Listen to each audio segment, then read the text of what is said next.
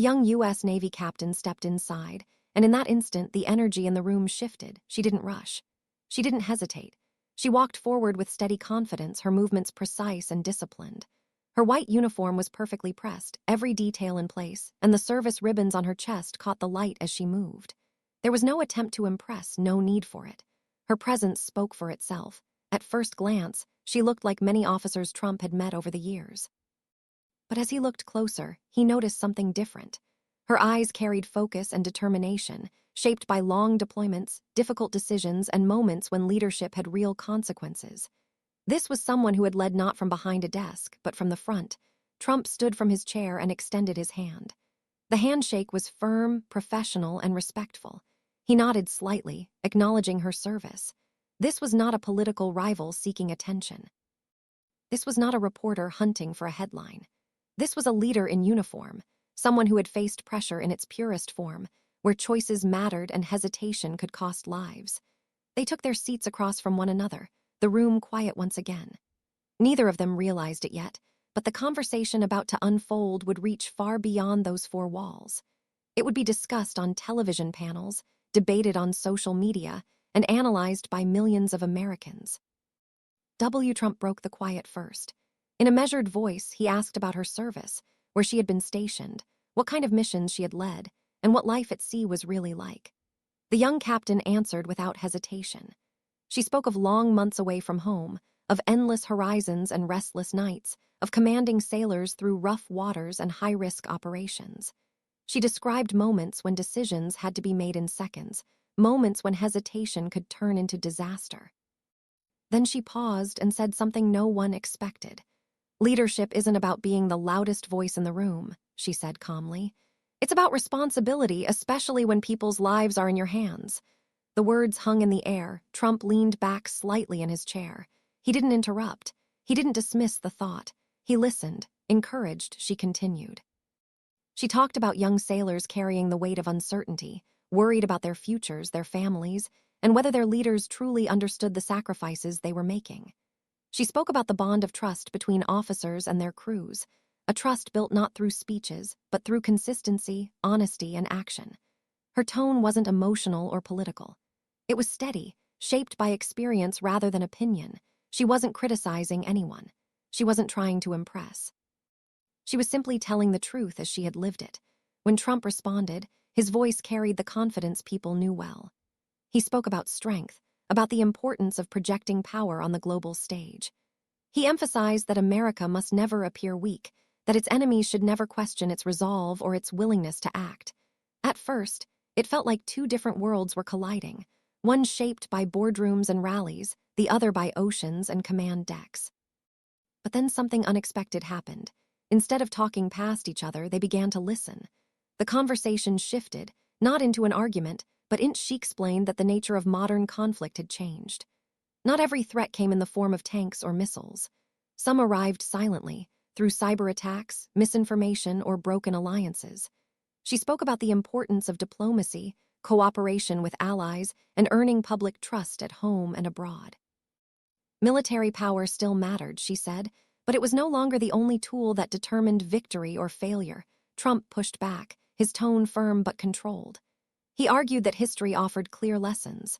Nations that appeared weak, he said, invited danger. Strength, dominance, and the willingness to act had kept enemies in check for decades. Without that presence, threats only grew bolder. For a brief moment, the room felt tense. Two perspectives stood facing each other, one shaped by global politics and decades of deal-making, the other shaped by command decks and real-world missions. It would have been easy for the discussion to turn into an argument. But instead, the captain chose a different path. She shared a personal story from her service.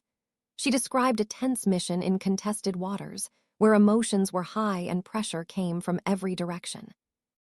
One aggressive move could have escalated the situation into a full international crisis. Instead, she chose restraint, clear communication, calm leadership, and patience. The situation de-escalated. No shots were fired. Lives were protected. Silence filled the room as her words settled. Trump nodded slowly, absorbing the weight of the story. "I like strong leaders," he finally said. "But strong leaders also need results." That exchange, later revealed through insider accounts, became the heart of the national conversation.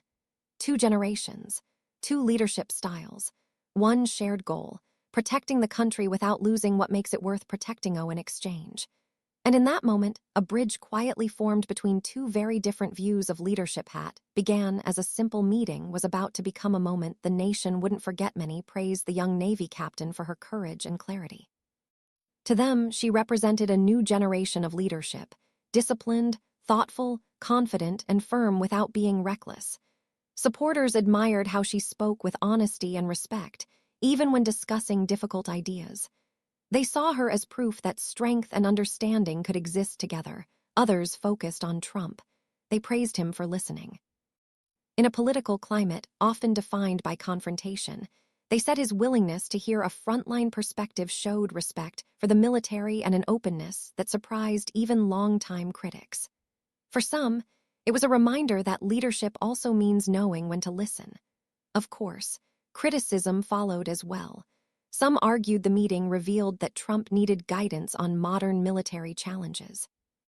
Others claimed the Navy captain was being used symbolically, turned into a talking point rather than being understood as a professional leader in her own right. Debates grew intense, sometimes emotional. But one thing was undeniable: people were engaged. Veterans joined the discussion, sharing stories of command, sacrifice, and responsibility. Young Americans debated what leadership should look like in the future. Families of service members spoke about the realities of deployment, trust, and decision-making. This conversation was no longer about one meeting. It wasn't just about Donald Trump. It wasn't just about a Navy captain. It became a national discussion about leadership in a changing world, and what kind of strength truly lasts. There were no rehearsed lines, no prepared statements, and no audience to applaud at the right moments. What made this meeting resonate was its authenticity. Two people from different generations, different backgrounds, and very different leadership styles sat across from each other, not to score points or win an argument, but to exchange perspectives shaped by experience. When the meeting ended, the young Navy captain returned to her duties. There were no book deals waiting for her, no talk show appearances, no political ambitions announced. She went back to the life she had always known, commanding her unit, guiding her sailors, and carrying the quiet responsibility that comes with leadership in uniform. For her, the conversation was important, but service came first. Trump moved on as well, stepping back into the public spotlight with rallies, interviews, and appearances that once again drew national attention. Yet insiders later said the discussion stayed with him. It wasn't a confrontation he could dismiss or a headline he could control. It was a perspective grounded in real-world consequences, one that lingered longer than most meetings ever do.